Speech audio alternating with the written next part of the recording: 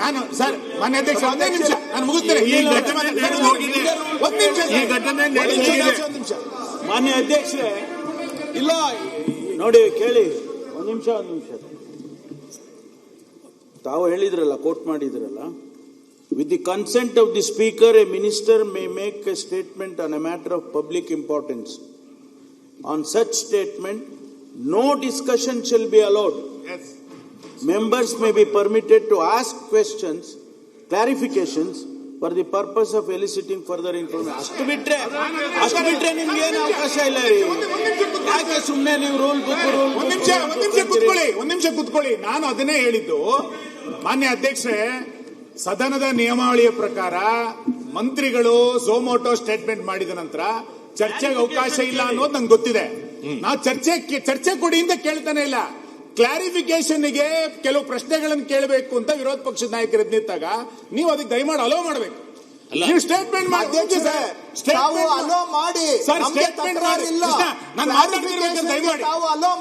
ಈಗ ಕ್ವೆಶ್ಚನ್ ಅವ್ರ ಮುಗಿಲಿ, ಕ್ವೆಶ್ಚನ್ ಅವ್ರ ಮುಗಿಲಿ, ಏನಿಲ್ಲ ಕ್ವೆಶ್ಚನ್ ಅವ್ರ ಮುಗಿಲಿ,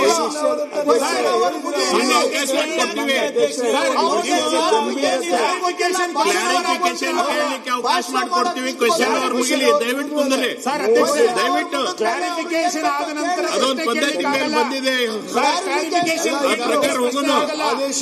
ನೀವು ಸ್ಟೇಟ್ಮೆಂಟ್ ಮಾಡಿದ ನಂತರ ಕ್ಲಾರಿಫಿಕೇಶನ್ ಕೇಳಬೇಕು, ಆಮೇಲೆ ಕ್ಲಾರಿಫಿಕೇಶನ್ ಕ್ವಶನ್ ಅವರ್ ಆಮೇಲೆ 3 ಜನ ಸತ್ತೋಗಿದ್ದಾರೆ, ಆಮೇಲೆ ಕ್ವಶನ್ ಅವರ್ ನಡೆಸಿ.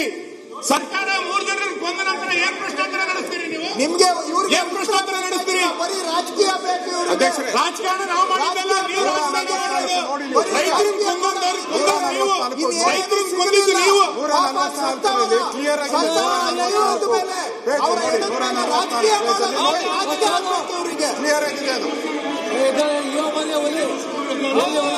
ಅದರಲ್ಲಿ ಪ್ರಾಣ ಹೋದವ್ರ ಮೇಲೆ ರಾಜಕೀಯ ಮಾಡ್ತಾ ಇದ್ದಾರೆ. ರಾಜಕೀಯ ಆಗ್ಬೇಕು ಇವರಿಗೆ.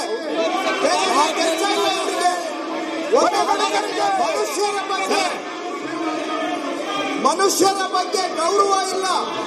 ಅಧ್ಯಕ್ಷರೇ, ನಾನು ಓದ್ತೀನಿ ನೋಡಿ. ವಿಧಾನಸಭಾ ಅಧ್ಯಕ್ಷರು ಅನುಮತಿ ಪಡೆದು ಸಾರ್ವಜನಿಕ ಮಹತ್ವದ ವಿಷಯದ ಮೇಲೆ ಹೇಳಿಕೆ ನೀಡಬಹುದು. ಅಂತ ಹೇಳಿಕೆಯ ಮೇಲೆ ಯಾವುದೇ ಚರ್ಚೆಗೆ ಅವಕಾಶವಿರತಕ್ಕದ್ದಲ್ಲ. ಆದರೆ ರಾಜ್ಯಕ್ಕೆ ಸಂಬಂಧಿಸಿದಂತೆ ಹೆಚ್ಚಿನ ಮಾಹಿತಿ ಪಡೆಯುವ ಉದ್ದೇಶಕ್ಕಾಗಿ ಪ್ರಶ್ನೆಗಳನ್ನು ಕೇಳಲು ಸದಸ್ಯರಿಗೆ ಅನುಮತಿ ನೀಡಬಹುದು ಅಂತ ಇದೆ. ಅನುಮತಿ ಕೊಡಬಹುದು. ನಾವು ತಮ್ಮತಿಯನ್ನು ತಾವು ಕೊಡಬಹುದು. ಕ್ಲಾರಿಟಿ ಇದೆ ಪುಸ್ತಕದಲ್ಲಿ. ನಿಯಮ ಪ್ರಕಾರ ಮಾಡಕ್ ಬರಲ್ಲ ಸರ್. ಇಲ್ಲ, ಸರ್ಕಾರನೇ ನಾವೇ ಎನ್ಕೌಂಟರ್ ಮಾಡಿದ್ರಿ ಅಂತ ಹೇಳ್ಬಿಡಿ, ಬಿಟ್ಬಿಡಿ.